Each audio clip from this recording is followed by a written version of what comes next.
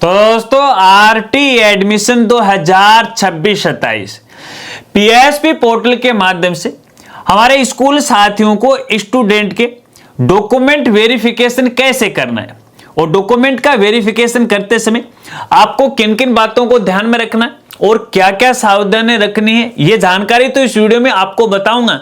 लेकिन इसके साथ साथ पूरा जो ट्यूटोरियल है वो हमारे पीसी के स्क्रीन पर भी आपको दिखाने वाला हूं, इसलिए जो वीडियो है वो हमारे स्कूल साथियों के लिए बहुत ही खास होने वाली है। नमस्कार साथियों, मैं हूं आपका अपना साथी राजगुरु जी। दोस्तों डॉक्यूमेंट वेरिफिकेशन करने से पहले दो चार खास बातें हैं जिनको आपको खास तौर पे ध्यान रखना है। लेकिन इससे पहले एक जानकारी आपके साथ जरूर शेयर करना चाहूंगा, क्योंकि जब मैं वीडियो बनाने की तैयारी कर रहा था तो मेरे यहाँ जहन में आ गई, तो मैंने सोचा क्यों ना इस बात को हमारे साथियों के साथ शेयर किया जाए। तो यहाँ पे देखिए, अक्सर बहुत सारे ऐसे साथी हैं जो हाल ही में स्कूल के साथ जुड़े हैं या नए नए स्कूल के अंदर काम कर रहे हैं, उनको पूरी तरह से काम नहीं आ रहा है, तो अक्सर मुझे इंस्टाग्राम पे मैसेज कर देते हैं कि राजगुरु जी मखा हाँ भाई, बोले हमें कोई काम करने का पूरा नॉलेज नहीं है, आपकी वीडियो देख के ही हम काम चलाते हैं, हम आपके साथ जुड़ना चाहते हैं, काम सीखना चाहते हैं, हम कैसे काम सीखें। तो यार अभी ये जो वीडियो बनाने का हमारा जो काम है, ये तो काम सिखाने का काम है कि नहीं। अगर इसके अलावा कोई दूसरा और तरीका है तो भैया कमेंट करके मुझे सुझाव जरूर दीजिएगा। और यहां पे देखिएगा, मैं पूरे राजस्थान की बात करूं तो तकरीबन 70 से लेके 80 हजार हमारे स्कूल साथी हैं, वो इस राजगुरु जी की वजह से स्कूलों में रोजगार प्राप्त कर रखा है। क्यों? क्योंकि यहाँ पे बहुत बार मुझे यहाँ पे इंस्टाग्राम पे वो मैसेज करते हैं कि राजगुरु जी आप हजारों साल से हो, ऐसी मेरे लिए दुआ करते रहते हैं। मकारे क्या बात होगी रे मेरे भाई, बोला कि हमारा जो परिवार है, घर परिवार है, वो आपकी वजह से चल रहा है। मुझे ऐसे कैसे चल रहा है? क्योंकि हम आपकी वीडियो देख के काम सीख रहे हैं, उसी से स्कूलों में काम कर रहे हैं, इसलिए भैया हमारा घर तो आपकी वजह से चल रहा है। तो यार देखिए, जब इस तरह की बातें हमारे सामने आती हैं तो बड़ी खुशी होती है। तो ऐसे में अगर किसी स्कूल साथी को ऐसा लग रहा है कि हाँ वाकई में राजगुरु जी है वो मेहनत करते हैं और आपको नई नई जानकारी सही समय पे स्टिक वो देते हैं, तो ऐसे में देखिए दिल से आप मेरे साथ वो जुड़ेगा और मुझे गूगल पे 5 स्टार देख के सम्मानित आप कर सकते हो। गूगल रिव्यू का लिंक आपको वीडियो के डिस्क्रिप्शन में वो मिल जाएगा। अक्सर यहाँ पे देखिएगा बहुत सारे ऐसे स्कूल साथी भी हैं कि वो कई बार आरोप भी लगाते हैं इस राजगुरु जी पे कि नहीं राजगुरु जी स्कूलों का विरोध करता वगैरह वगैरह। अरे भैया राजगुरु जी की वजह से 70 से लेके 80 हजार लोग रोजगार प्राप्त कर रखे हैं। है क्या कोई इतनी बड़ी कंपनी अपने इंडिया में जहां पे इतने वर्कर काम कर रहे हैं? ये राजगुरु जी है। खैर कोई बात नहीं, आनंद आता है इस प्रकार के जब साथी काम करते हैं। देखिए कोशिश रहती है कि जो मेरे पास नॉलेज है वो आपके साथ है वो फ्री में शेयर है वो करता रहो, कुछ मेहनत आना होता है वो अलग बात है। खैर कोई बात नहीं, ये मेरे दिल की बात थी जो कि आपके साथ शेयर कर दी। कैसी लगी कमेंट करके मुझे बताना। अब यहाँ पे बात करते हैं मुद्दे की कि आरटी डॉक्यूमेंट वेरिफिकेशन सेशन 2026-27 की जो प्रोसेस है वो यहाँ पे फिलहाल शुरू हो चुकी है। तो सबसे पहले स्कूल साथियों को मैं बताना चाहूंगा, देखिएगा डॉक्यूमेंट वेरिफिकेशन करने की जो लास्ट डेट है वो 25 मार्च 2026 है। इससे पहले पहले आपको सभी स्टूडेंट के पीएसपी पोर्टल के माध्यम से डॉक्यूमेंट का वेरिफिकेशन करना है। अगर आप 25 मार्च तक नहीं करते हो तो इसके बाद क्या होगा? तो यहां पे देखिए जो पोर्टल है ऑटोमेटिक है, उन दस्तावेज को सही मानते हुए वेरिफिकेशन कर देगा। और ये एक बड़ी समस्या बन सकती है जब यहां पे भौतिक सत्यापन होगा, क्योंकि भौतिक सत्यापन के समय जो भी जांच दल हमारे स्कूल में आ गए उस समय दस्तावेज देखेंगे, क्योंकि फिजिकली वो दस्तावेज देखते। अगर उसमें नियमानुसार दस्तावेज नहीं पाए जाते हैं तो वो आरटी का एडमिशन है रिजेक्ट है, संबंधित दल के द्वारा कर दिया जाता है।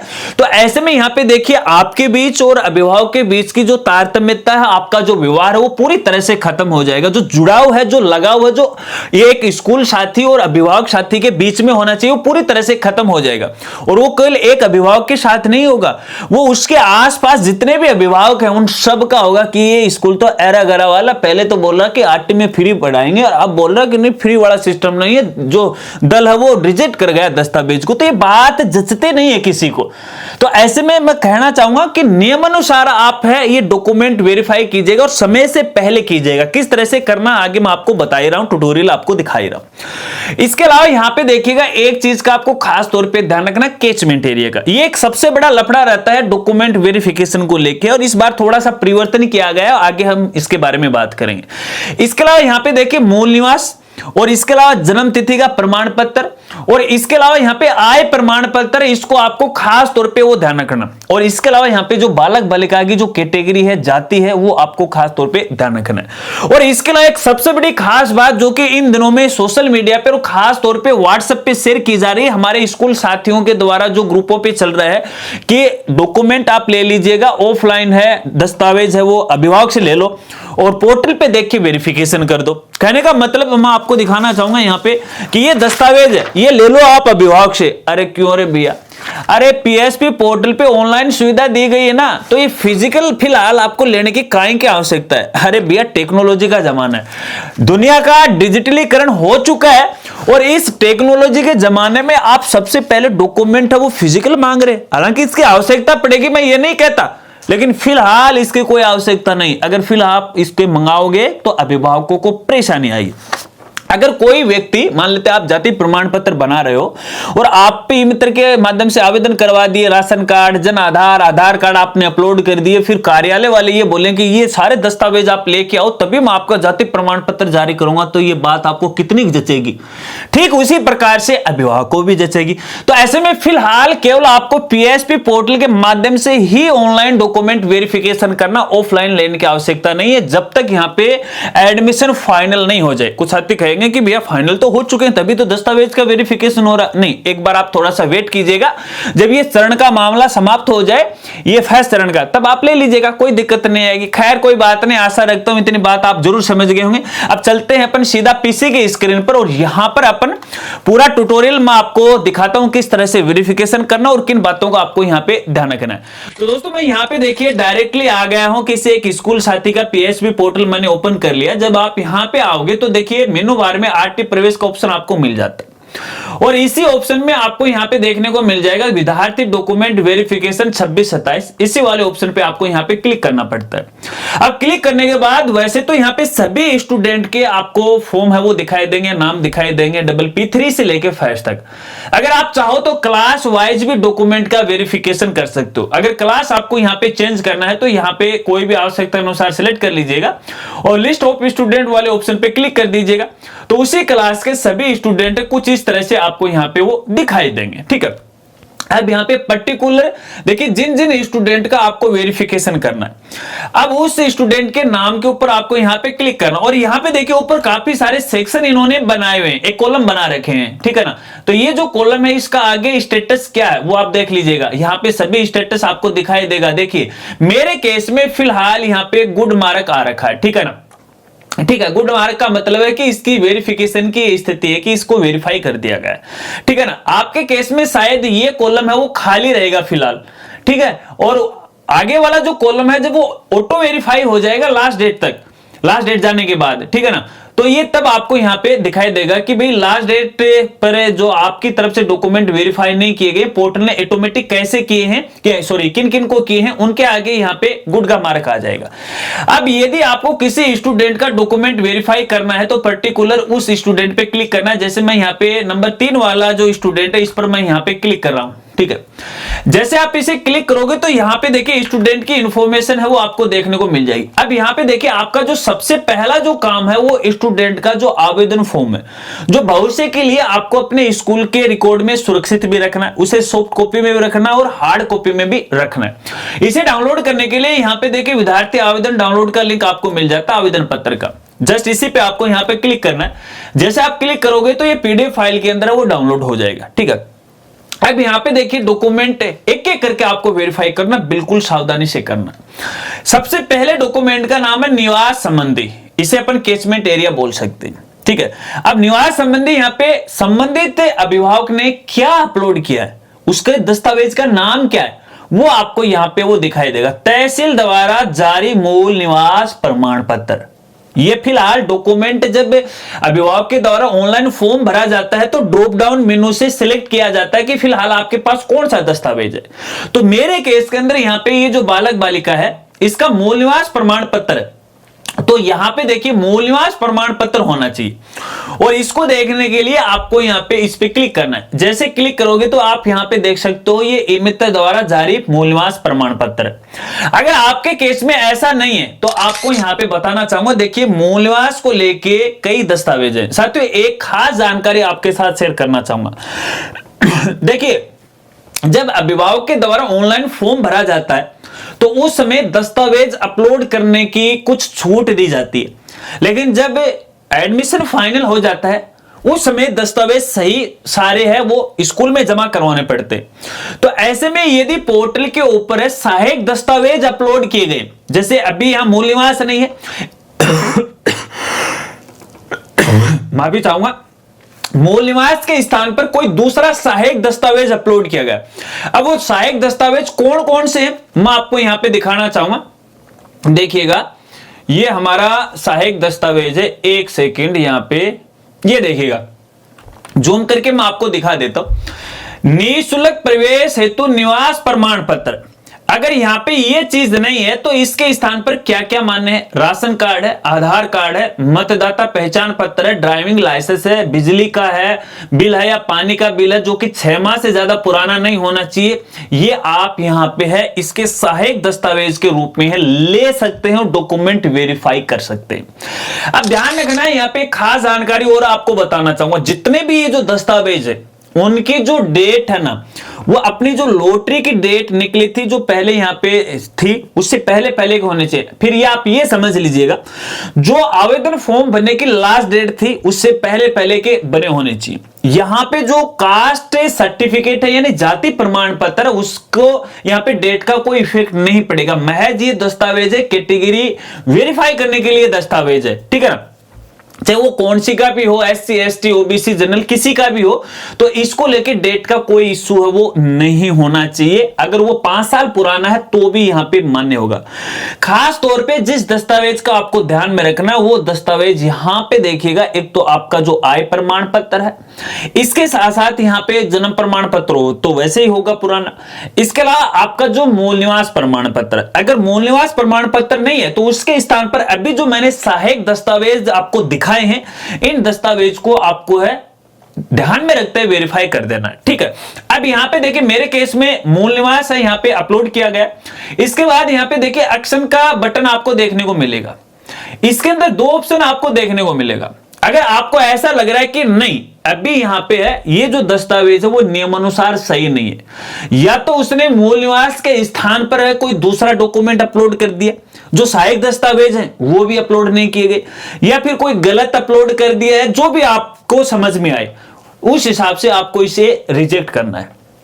अब रिजेक्ट करने के क्या मार्क क्या रिमार्क होंगे, इसके क्या क्या कारण होंगे, तो यहां पे देखिए आगे दिए गए, एक तो इनकरेक्ट डॉक्यूमेंट भी आ रखा है। अगर डॉक्यूमेंट में किसी प्रकार की कोई गलती है, यानी यहां पे मूल निवास अपलोड करना चाहिए था, इसके स्थान के अंदर है उसने यहां पे OBC का सर्टिफिकेट अपलोड कर दिया, तो ऐसे में इनकरेक्ट डॉक्यूमेंट में आएगा। अगर यहां पे कैचमेंट एरिया में वो नहीं आ रखा है मूल निवास से रिलेटेड, अगर कैचमेंट एरिया में नहीं आ रखा है तो आपको ये डालना है। अब ये कैचमेंट एरिया का लफड़ा भी मैं आपको दिखा देता हूं, ये इसको आपको खास तौर पे ध्यान रखना है, क्योंकि इसी को लेके पिछले कई सालों से हमारे जो प्राइवेट स्कूल साथी वो लगातार एडमिशन भी दे रहे हैं, और अभी यहां पे है उनसे जो वसूली है वो की जा रही है, ब्याज सहित वसूली हो रही है। कई स्कूलें आ रखी हैं अपने इस दायरे के अंदर, अपने पूरे राजस्थान के अंदर, तो स्कूल साथी ध्यान दीजिएगा यहां पे। अब आपको कैचमेंट एरिया में अभिभावक कहां पे गुमराह कर रहा है, कुछ तो स्कूल साथी अपना भी दिमाग लग रहा है, कुछ मित्र वाले भी दिमाग लगा रहे हैं, हर व्यक्ति अपना अपना दिमाग है वो लगाता है। अब भैया जैसे जितने आप दिमाग लगाते हो ना, उससे कई हजार गुना तो दिमाग मैं भी लगाता हूं, और मेरे से 1000 गुना दिमाग संबंधित डिपार्टमेंट भी लगाता है, इस बात को ध्यान रखना, ठीक है। इसका भी कारण है, किसी दिन आपको बताऊंगा। तो यहां पे इसका वेरिफिकेशन करने के लिए 420 कहां हो रही वो आपको दिखा देता हूं। यहां पे देखिए हमने एक स्टूडेंट का फॉर्म ओपन किया है, आप देख सकते हो हमारी स्क्रीन के ऊपर। तो यहां पे देखिए सबसे पहले आपको देखने को मिल जाएगा जिला, ब्लॉक, ग्राम, ULB, ग्राम और वार्ड, ठीक है। अब यहां पे उसका जिला मिलेगा, उसका ब्लॉक मिलेगा, यहां पे उसका जो भी ग्राम, शहर, वार्ड वगैरह वगैरह देखने को मिलेगा। ये कब मिलता है, जब RT का फॉर्म भरते ना तो फॉर्म भरते समय पूछा जाता है कि आपका पता क्या है, और इस पते के अंदर यहां पे अभिभावक साथी गलत जानकारी भर देते हैं, क्योंकि कोई गांव का बच्चा है वो शहर की स्कूल में एडमिशन लेना चाहता है जो कि नियमानुसार नहीं ले सकता है, फिर भी वो क्या करते हैं कि यहां पे अपनी जानकारी गलत भर देते हैं। अब पोर्टल तो यही समझेगा ना कि ये बच्चा तो यही का है, उसी आधार पे आगे वो स्कूल है प्रदर्शित भी करता है। ठीक है, एक तो ये चीज आपको खास तौर पे ध्यान रखना, नाम पता सॉरी नाम डीओबी वगैरह वगैरह इस पे आपको कोई फोकस नहीं देना, क्योंकि पोर्टल वैसे भी नहीं लेता, नाम से कोई फर्क नहीं पड़ेगा, डीओबी से कोई फर्क नहीं पड़ेगा फिलहाल यहाँ पे। ठीक है, और नीचे एक चीज और देखिएगा, इसी फॉर्म के अंदर यहाँ पे लिखा हुआ है माता पिता संरक्षक का पता संलग्न दस्तावेज के अनुसार, यानी जो दस्तावेज उपलब्ध करवाए हैं उसी के अनुसार है यहाँ पे उसका एड्रेस क्या है। अब दोनों में आपको यहाँ पे अगर भिन्नता दिखाई दे रही, हालांकि मेरे केस में भिन्नता नहीं है, ठीक है, अगर आपके केस में भिन्नता है, यहां पे एड्रेस है कोई किसी दूसरे जिले का लगा रहा है और ऊपर किसी दूसरे जिले का लगा रहा है, तो नियमानुसार ये कैचमेंट एरिया में नहीं आता है। इस फॉर्म को आपको है रिजेक्ट करना चाहिए कैचमेंट का ऑब्जेक्शन लगा के। ठीक है, अब यहां पे एक और जानकारी आपको देना चाहूंगा, देखिएगा इस बार थोड़ा सा परिवर्तन किया गया है कैचमेंट एरिया में। क्या किया गया है, एक जो शहरी निकाय क्षेत्र है, ठीक है ना, उसके अंदर जितने भी वार्ड है उन सभी वार्ड के स्टूडेंट को इस बार शामिल किया गया है। इसका मतलब यह है कि यदि आपके शहर के अंदर 50 वार्ड है और 50 वार्ड के अंदर अलग अलग स्कूल हैं, तो उन 50 वार्ड के बच्चे हैं वो किसी भी स्कूल में आवेदन कर सकते हैं, वो नियमानुसार पात्र हैं आवेदन के लिए और एडमिशन लेने के लिए। हालांकि लास्ट ईयर तक ऐसा नहीं होता था। यहां पे देखिएगा शहरी निकाय के अंदर मान लेते हैं कि 50 तो वार्ड है और इन 50 वार्ड के अंदर केवल 2 वार्ड के अंदर स्कूल है, तो उन 2 वार्ड के बालक बालिकाओं को प्राथमिकता है वो दी जाती थी, यानी उसी वार्ड के स्कूल के अंदर वो आवेदन कर सकता था। इसे सीधा सीधा ऐसा समझिएगा, इस बार ऐसा नहीं है, इसमें उस शहरी निकाय में पूरा कर सकता है। गांव का बच्चा इस बार भी शहर में नहीं कर सकता, एक ब्लॉक का बच्चा दूसरे ब्लॉक में नहीं कर सकता, एक जिले का दूसरे जिले में आवेदन नहीं कर सकता, ये केवल शहरी निकाय पे वार्ड वार्ड पे लागू हो रही है। इस बात को आपको खास तौर पे ध्यान रखना, और इसको लेके मैंने शुरुआत के अंदर है जो आरटी के नियमों की वीडियो बनाई है, उसके अंदर आप पूरी जानकारी है वो ले सकते हैं। ठीक है, ये बस इसी के अंदर आपको यही चेक करना, बाकी इसके अंदर आपको कोई भी चेक है वो नहीं करना। चलिए वापस अपन पोर्टल पे आ जाते हैं। ये रही हमारी कैचमेंट एरिया की बात। वीडियो हमारी तकरीबन 17 मिनट की बन गई है। चलिए इसके बाद यहाँ पे आयु संबंधी, तो देखिए आयु संबंधी यहाँ पे अभिभावक ने क्या अपलोड किया गया, जारी जन्म प्रमाण पत्र। तो यहाँ पे देखिएगा जन्म प्रमाण पत्र है वो यहाँ पे अपलोड किया गया। अब आप यहाँ पे देख लीजिएगा, अगर यहाँ पे जन्म प्रमाण पत्र अपलोड है तो इसे वेरीफाई कर दीजिएगा। तो मेरे केस के अंदर देखिए जन्म प्रमाण पत्र अपलोड किया गया, आपके केस में ऐसा होगा। अगर यहाँ पे देखिए जन्म प्रमाण पत्र अपलोड नहीं किया गया तो उसके स्थान पर कौन से सहायक दस्तावेज हो सकते हैं, चलिए वो भी मैं आपको यहाँ पे स्क्रीन पर लगे हाथ वो दिखा देता हूं। तो यहाँ पे मैं ये पीडीएफ फाइल ओपन कर लेता हूं ताकि आपको किसी प्रकार की कोई दिक्कत नहीं आए। तो यहाँ पे देखिए दिशा निर्देश के अंदर लिखा हुआ है निःशुल्क प्रवेश हेतु आयु के सबूत के लिए दस्तावेज। तो अगर यहाँ पे प्रमाण पत्र नहीं है जन्म तिथि वाला, तो उसके स्थान पे ये देखिए आधार कार्ड, आंगनवाड़ी अभिलेख, अस्पताल, सहायक नर्स, दाई, एएनएम, जीएनएम के रजिस्टर अभिलेख वो मान्य होंगे। ऐसा भी कोई दस्तावेज अपलोड किया गया, और मेरे ख्याल से अगर ये नहीं है तो आधार कार्ड तो सबने अपलोड किया गया। लेकिन एक खास जानकारी आपको बताना चाहूंगा, पोर्टल पे रूल है वो रूल, आधार अथॉरिटी ने पिछले साल एक आदेश जारी किया गया था कि जो आधार है वो केवल एक पहचान का दस्तावेज है, ना तो भारतीय नागरिकता का दस्तावेज है, ना ही जन्म का कोई प्रमाण पत्र है, और ना ही निवास का कोई प्रमाण पत्र है। ये आधार अथॉरिटी का आदेश आया था, इसके बारे में मैंने एक वीडियो भी बनाई थी, लेकिन यहां दिया गया तो आपको यहां पे मान्य करना है। ठीक है, चलिए ये तो रही अपने जन्म प्रमाण पत्र की बात।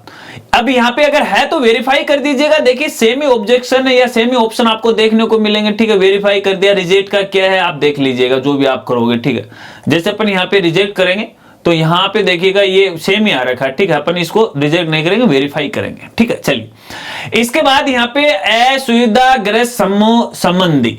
अब यहाँ पे देखिएगा असुविधा का मतलब ये होता है कि जैसे जिनकी वार्षिक आय है, जो पिछड़े वर्ग से, आर्थिक वर्ग से जो कमजोर वर्ग है, ऐसे केस के अंदर है यहाँ पे ऑप्शन देखने को मिलेगा। क्योंकि मेरे केस में यहाँ पे ओबीसी का ये स्टूडेंट है।